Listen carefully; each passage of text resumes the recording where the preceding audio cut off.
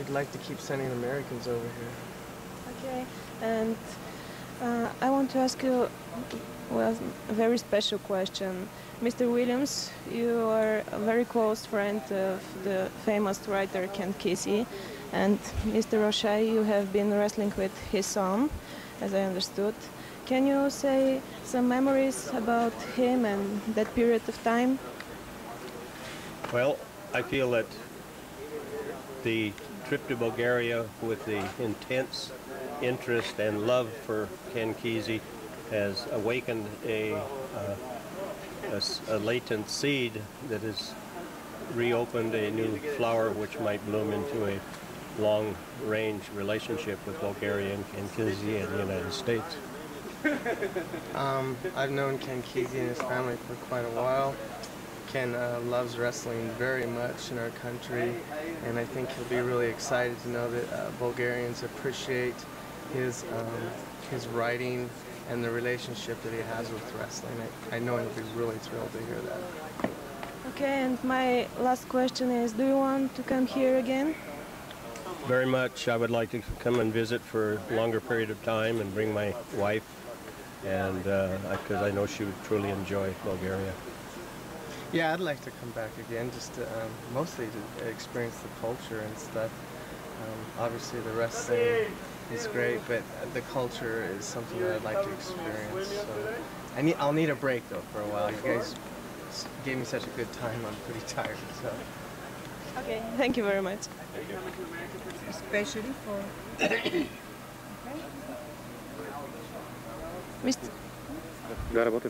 Mr. Williams, another question. What will you bring to Mr. Ken Kesey from Bulgaria?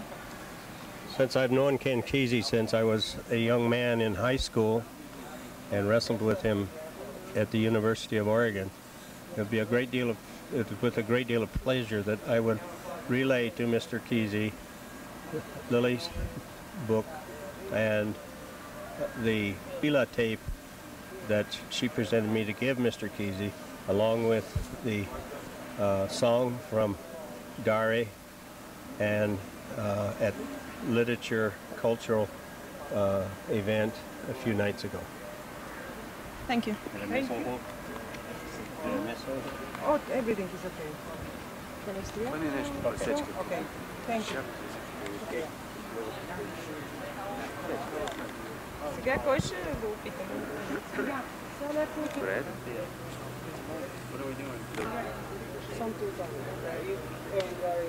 Just a few words from the same like Just Така, добре. Започвай, да. Boys, you're the most important part of this tournament, so I want to ask you some questions. The first question is, what was your preliminary idea about Bulgaria and what did you expect to see here? It was lots of fun being here. I had good experiences and stuff like that. It was I didn't know exactly what to expect. It was a lot of fun. We got to experience like the Bulgarian way of life and to live as Bulgarian basically. But it was scary at first. The plane ride, didn't like it. It was long and boring, but once we got here and got started and the wrestling was excellent, I didn't know what to expect with the wrestling. I thought I was going to learn a lot and I did. So I was very satisfied. Same. Okay. I enjoyed myself also. What has surprised you most in Bulgaria? The niceness of the people. Okay. Definitely.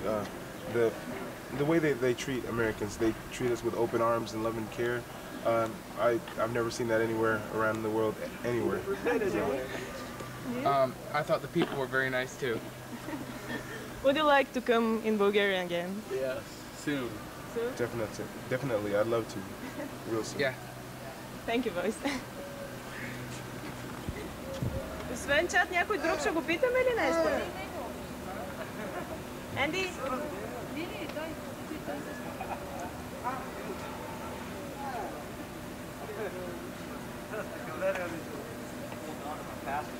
Също въпроси мога ли да им ги задам? Нека има повече. Работи камерата, Галинче. Okay, boys, you're the most important part of this tournament. I want to ask you some questions. First, what are what are the biggest impressions from Bulgaria? The wrestlers are very dedicated here. That is what I really noticed. I mean, they're always in the wrestling room, and the people were very nice here. But he was nice to us. Never had any problems. I think we were all shocked by the alcohol. Can't drink in America until you're 21 or something. So. Okay. And you? Felt very welcome here.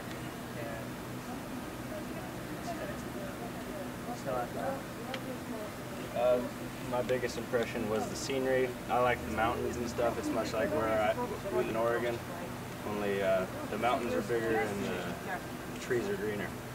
Okay. What has surprised you most in Bulgaria? I'm gonna have to go with the beautiful women. Well, then I'll take the alcohol again.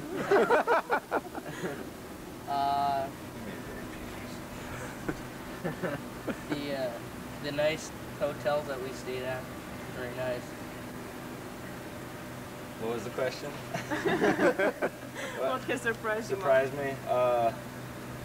The wrestling, how tough people were. I heard Bulgarians were tough, but wrestling the national champs taught me a lesson. You need to train harder. And which is your favorite part of this tournament? The trip? Yes. No. Competitions or? No, the Black Sea. The Black Sea. Malena. I'll have to go with the alcohol one more time. With a salad, always. No, with the salad. Always eat cucumbers with it. I like the Black Sea too. It's a very nice place. I like the castle. Yeah, it was amazing. Do you like George? George, yes. George needs to come to Oregon. Yeah, What's your opinion about him? I like to call George the silent giant.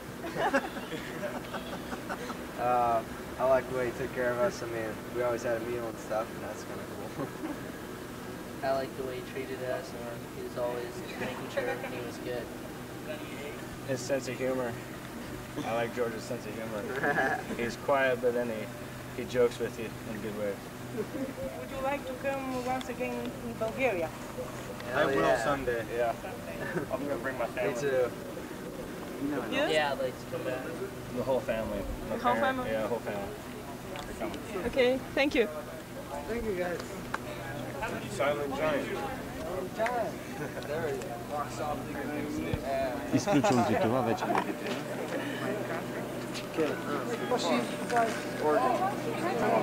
Oh, where you're born?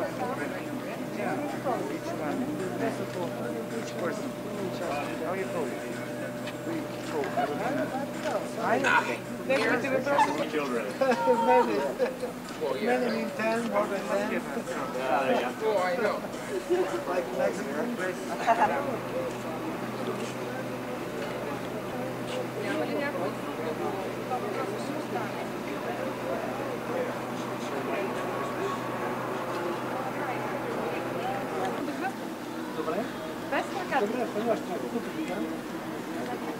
Орчо войвода. Отвори го, опане. Страк? И светкавица? Да. The details. It's not the details. Okay. Седем доход.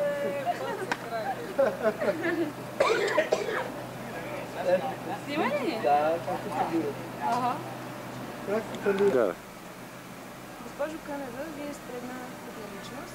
Някои шеговито ви наричат майка на българската борба и баща на българското сумо. Също сте член на лисата по борба за жени, директор на Българската федерация по сумо, журналистка, поетеса и директор на верига Джордж Къп. С вашата роля в корането. След тази страхотна поредица наистина ще ми бъде трудно да обясня всичко, което правя, а то е съвсем скромно. Опитвам се да помогна на моя добър приятел Георги Калчев, вице-европейски шампион, европейски шампион по борба и вице-световен шампион по борба, който възприе ролята, така рядка в днешно време, на меценат на своите приятели и на американските си приятели и се умя да им покаже едно наистина невероятно турне, съчетало елементи на спорта и то един спорт, който в България не се ползва в момента с много добра слава.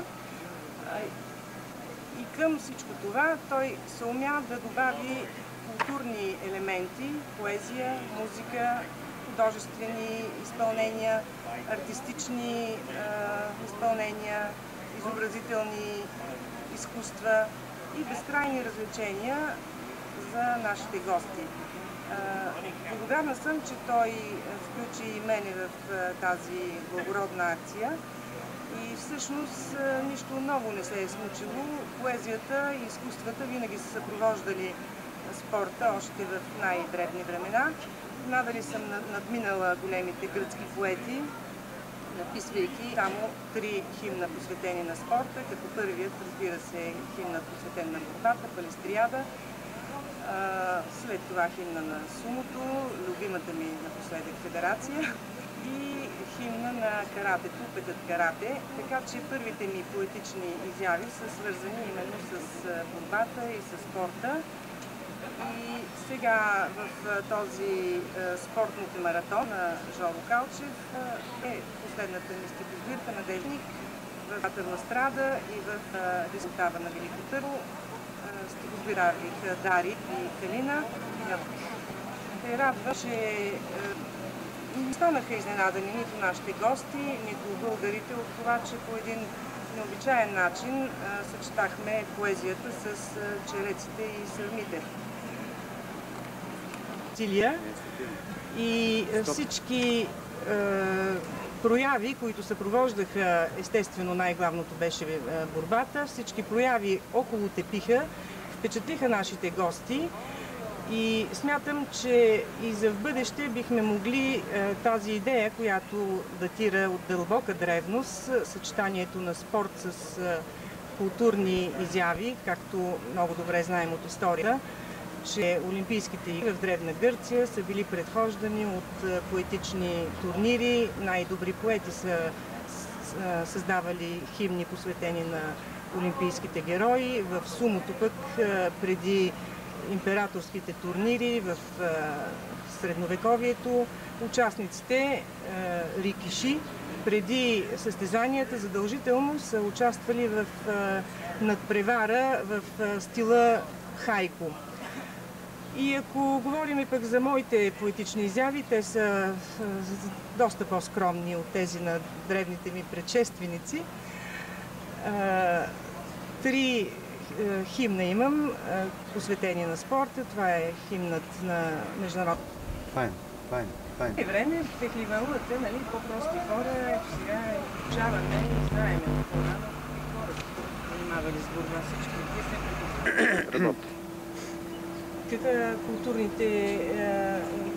Културната програма, която... Каква беше... Разкажете нещо за културната програма, която съпровождаше турнето.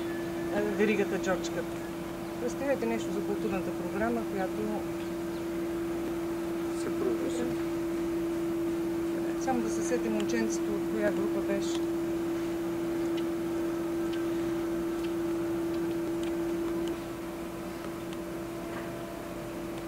Бихте ли разказали нещо за културната програма, която съпровождаше веригата Джордж Къп?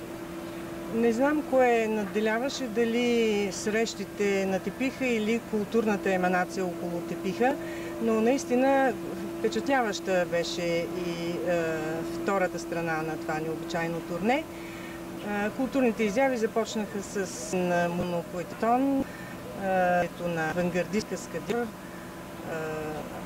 и дори борец Ит Дари, който прави книга Раснашини в театрада, след което направих представяне и в Велико Търново. В Велико Търново и в Русе в програмата участва един забележителен изпълнител, 12-килограмовият и 4-годишен Велин Михайлов, който е звездичката на детското предаване Весел Зодиак. и предаването като Лъвовете и който е под ръководството на Румяна Начева от Велико Търново. Той изпълни по забележителен начин песента на Панайот Панайотов "Шопкинята" и още куп други песни, с което наистина впечатли публиката си. Други интересни изпълнения бяха менестрелските изпълнения на Дари, който под път и над път изваждаше дайре и други странни инструменти и едва ли не повтори своята част от концерта под връх Калапатар миналата година на 5545 метра височина. Направихме и една изложба, в която Дари показа част от своите художествени произведения. Посетихме неговата галерия, посетихме галерията и на Стефан Начков, скулптур и автор на илюстрациите към книжката ми "Надежда с нашийник", и за нея искам да добавя още нещо интересно, въпреки че е странно лирика да се съчетава с борба. В книгата ще намерят читателите една илюстрация, която изобразява двама борци, кацнали върху земното кълбо.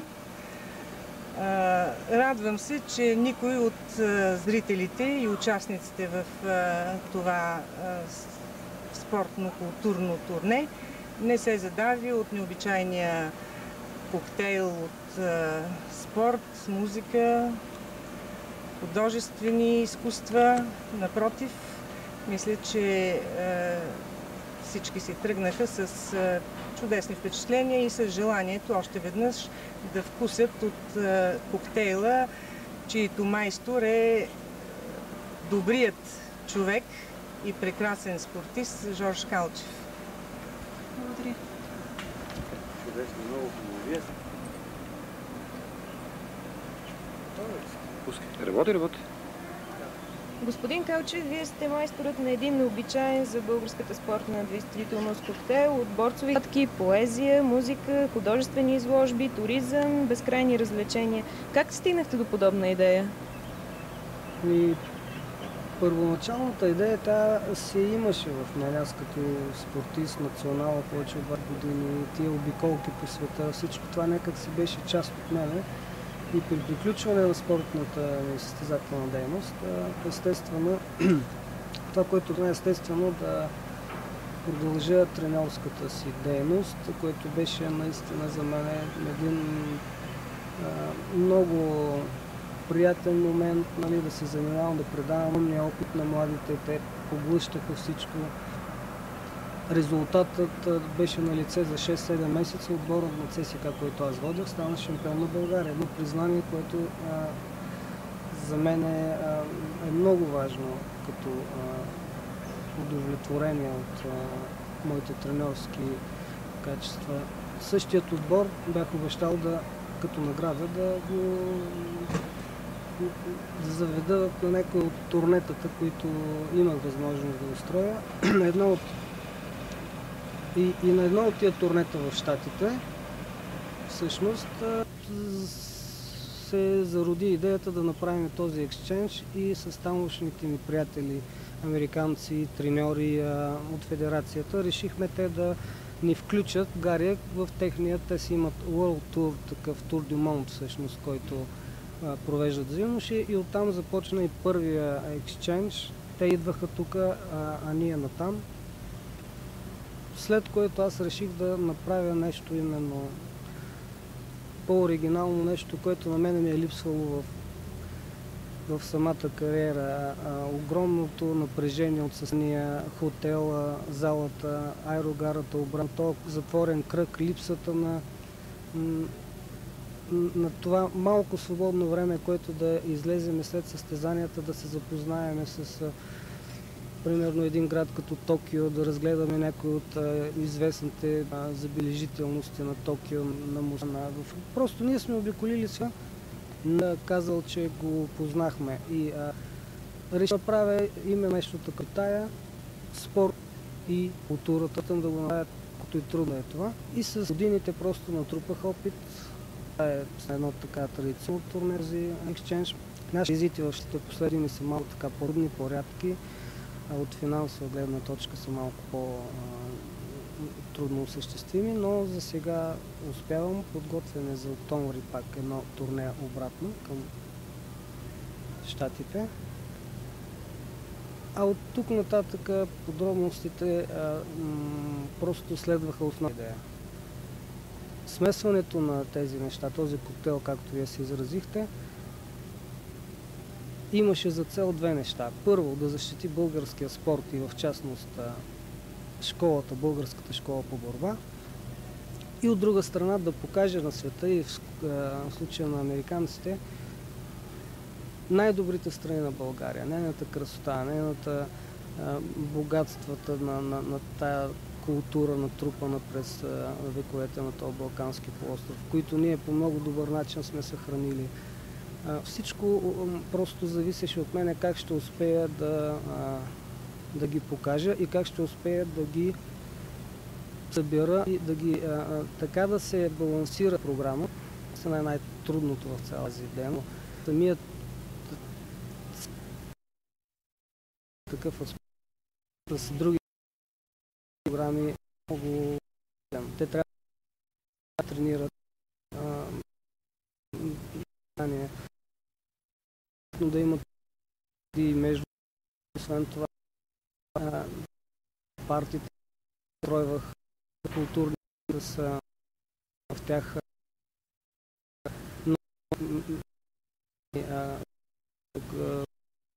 лично Лиляна и журналист един от приятели на съветския спорт българска борба, народната фила, химните, които са на фила на борбата са нейно така дело, също на сумото на Международната федерация. Тя написа книга и благодаря, че успяха заедно с нейните подвижни да завършат експеримента, за да може тя да бъде на именно на Жорж Къп в блестяща именно участие, който е една много оригинална личност, един човек с много богат вътрешен мир.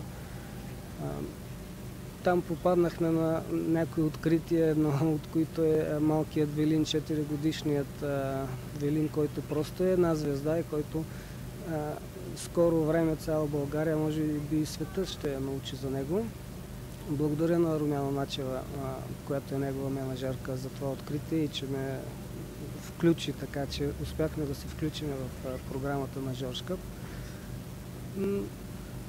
Не е лесно да се миксират такива различни по своята природа неща, но и спорта, и изкуство, и то много тънко.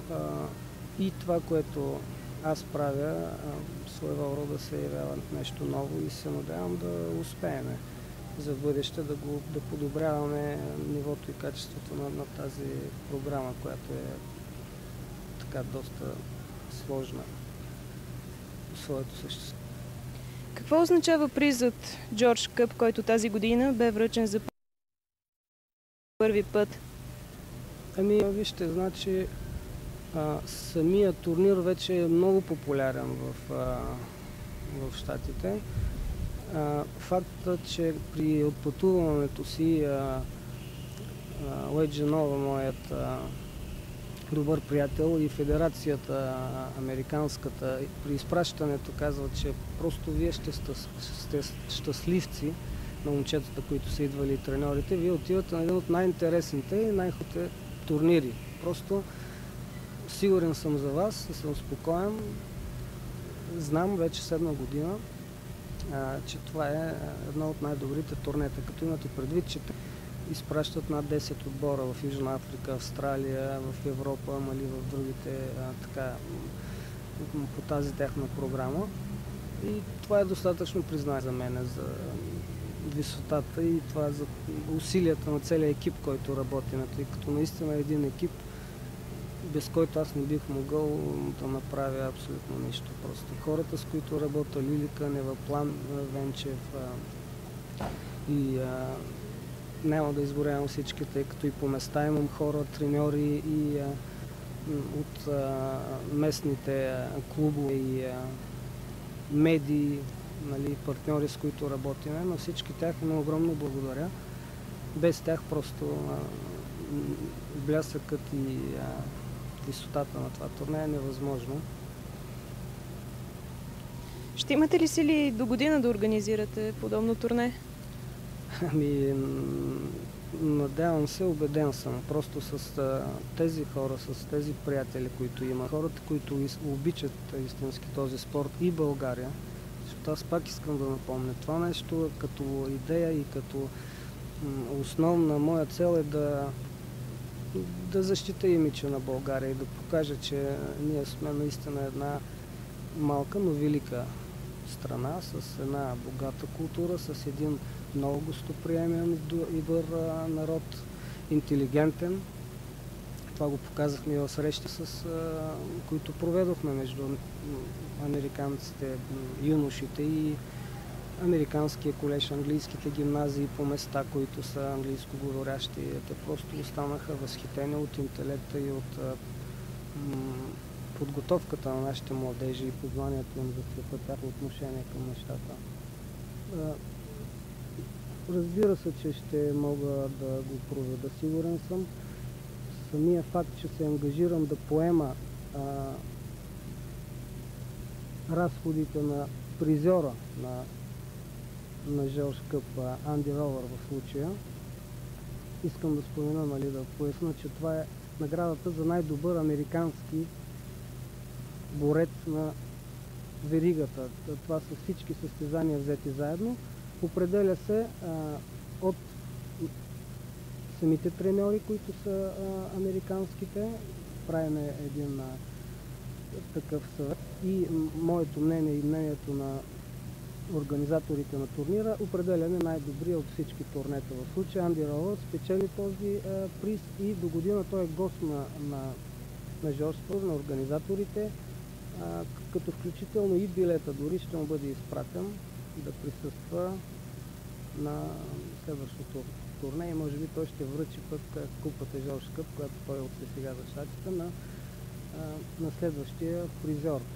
За да се ангажирам с тия вече сериозни неща, разчитам много на моите приятели, на лични и на приятелите на борбата, на деятелите, които са в борбата и все още радеят за този спорт и правят каквото могат. Всеки каквото може просто и съм сигурен, че заедно ще успеем.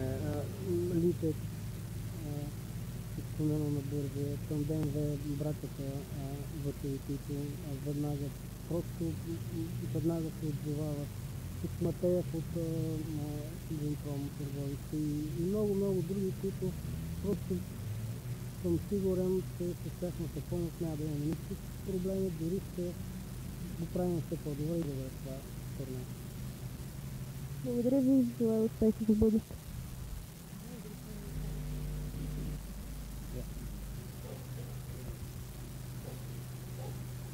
Силно облъчени от българска култура и райски гледки, американците наддадоха с Кен Киси, авторът на Полет над куковите гнездо. И се оказа, че той е много близък приятел на двама от нашите гости, 65-годишният Боб Уилямс и 35-годишният Рик О'Шайн. Единият е бил състезател заедно с Кен Киси в отбора на Юджинския колеж, където в момента Кен Киси преподава изящния словесник. Рик е бил съотборник на по-младия